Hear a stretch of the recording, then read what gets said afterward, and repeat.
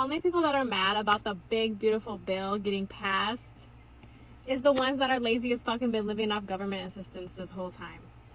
Your time is up. It's time to go get you a job, whether it's part-time or full-time, bitch, and go to work like the rest of us always do. Mm-hmm. You don't get to sit on your ass at home anymore and collect $800 in food stamps and get Section 8 housing and fucking all this other free shit. No, not no more. Unless you have income, then you can't get shit. Y'all really mad about that? How are you mad because Trump is making these lazy fuckers actually go to work? Make it make sense. Y'all always gotta bitch about something, complain about something. Oh, he's taking Medicare away. No, it's just for the illegals that were getting it. And y'all want to be quick to say illegals can't get assistance. Yes, the fuck they can. And they have this whole time, thanks to Biden and Harris. But Big Daddy's in office now, so y'all gotta actually get off your fucking lazy ass and go get a fucking job.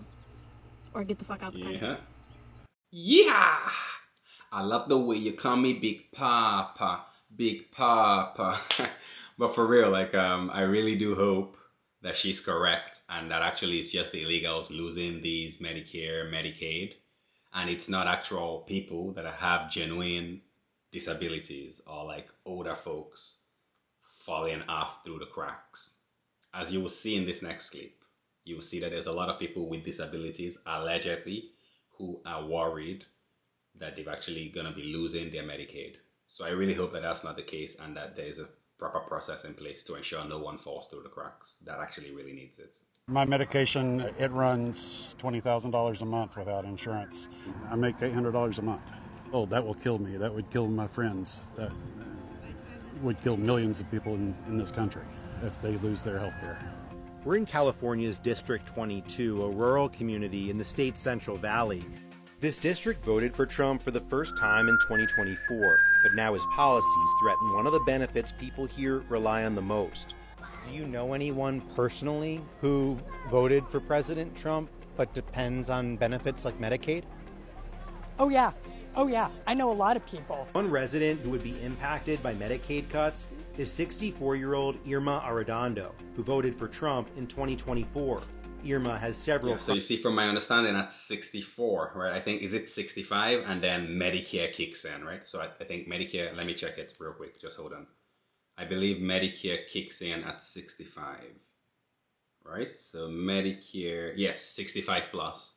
So what happens in this case to this lady? Because she's 64, I don't know that she's exactly disabled. So what happens to her in this case? Should she just, I guess she should be able to work the 80 hours a month. But then if she's busy taking care of her disabled daughter, then maybe she can't meet that, right? This was my concern, really.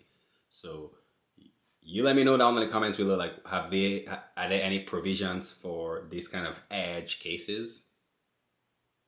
I'll be curious to hear what you have to say. Health issues, including type 1 diabetes. She's also a full-time caregiver for her daughter, who has cerebral palsy, and her sister, who has Turner syndrome. Yeah. The medicine that my daughter takes for seizures, I won't be able to afford it. So we feel hopeless if those cuts come, you know. What we're going to do. Irma was a farm worker. So anyways, like, from my understanding, her daughter will be completely covered, right? By Medicare, because she does have a disability, as long as it qualifies. So my understanding is her concerns are unfounded. Although she has every right to be concerned, but they will be unfounded. But please correct me if I'm wrong down in the comments. For more than a decade, she believes that some of her and her children's health issues can be linked to the pesticides she was exposed to while working in the fields. Look at me right now. Look at me, how many sicknesses that I have. We got all in the fields. Where else? I feel like these stubby nuts in the back, you know. But why? Why when we put food on their tables? Trump promised a lot of things. I thought it will be more family values and those programs that they really need here. One of those promises was to protect Medicaid, which 67% of people in this district rely on. It's the largest percentage of any district in the entire country. Can you guarantee that Medicare, Medicaid... Man, like, is it just me, or like, what is up with all this talk of districts? Making me feel like I'm up here in the Hunger Games, right? Katniss Evergreen, anybody? Wha-bam! Right in the keister.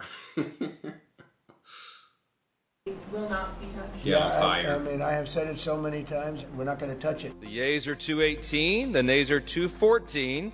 The motion is adopted. This bill represents the largest cut to Medicaid in American history. It will devastate vulnerable populations. The largest tax break go to the wealthiest individuals. Are those your values? No, that's not right. Irma isn't the only one in District 22 who feels betrayed by the administration's plan to gut Medicaid. The only people they're hurting are those poor people that really need the stuff. Elon Musk doesn't need it, Trump doesn't need it, and, billionaires don't need it. They're making out big time with this, but they're hurting people in the process. If we could go back to November, understand. who would you vote for now, seeing what you see? Not either one. You just wouldn't have voted. Not either. What I don't get is how this has to do with billionaires and Elon. I guess, okay, because the claim is that they're giving the billionaires tax cuts and they're paying for those tax cuts by making all these cuts. Got it. But yeah, I do acknowledge this issue here, to be honest, because even for me, it's not clear to me, like, would this lady with her type 1 diabetes at 64 years, what is her coverage here, really? Please let me know down in the comments below, what is her coverage? Because she's not 65 plus, so she's not under Medicare. I don't know if diabetes type 1 classifies as a disability. I'll be surprised if it does. So in that case, then, she would need to meet the 80 hours a month. But how can she do that if she's busy caring for her disabled niece and daughter? So what happens to this lady in this case, this 64-year-old lady? Please educate us, all my Americans, down in the comments below. Let us know, like, what exactly happens to this lady and her family. What the worst thing to happen is someone falling through the cracks when they actually really need it. And I just feel like as if that might really be a bad thing, right? But anyways, we're gonna move right on to the comment section. It looks like, for the most part, her daughter should be covered by Medicare, because I think she'll probably be qualified under the disability, so she should have Medicare. Same thing with the niece, but the only confusion here is with the lady herself. And so let's have a look at some of the comments and see what it's saying. So someone says, no thoughts, no prayers, and I guess he's painting his nails, so he couldn't be bothered. I guess because this district, they voted for Trump, so therefore FM, right? But for me, I'm like, that's the problem we're having, right? It's like people are so politically divided that they don't care for one another. So just because someone voted for someone you don't like, you're happy that they are like going through hard times. Wow, how low have we fallen, humankind?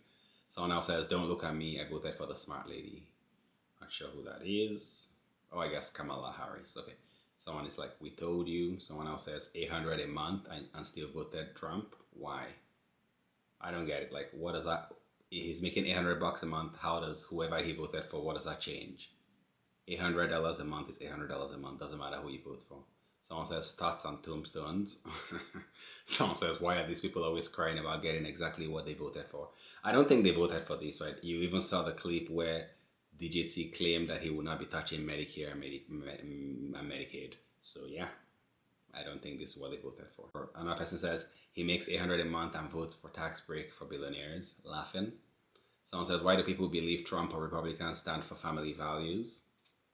I guess because they're like anti-abortion and they also are trying to push rules that are not gonna like reward people leaving their families and breaking up their families.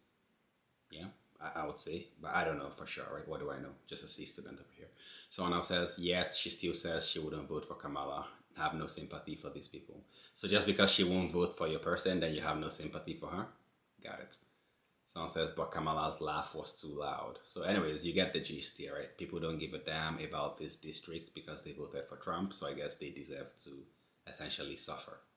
But I don't agree with them, and I really hope that this 64-year-old lady doesn't fall through the cracks. She seems to be acting in good faith, unlike the bad faith players that we've seen, like the EBT queen and people who take advantage of the system. This lady, I wouldn't say she's one of them. But please correct me down in the comments if I'm wrong. If you're vibing with the content, be sure to give me a like and a subscribe, just to let me know that you're vibing with me. And until next time, peace.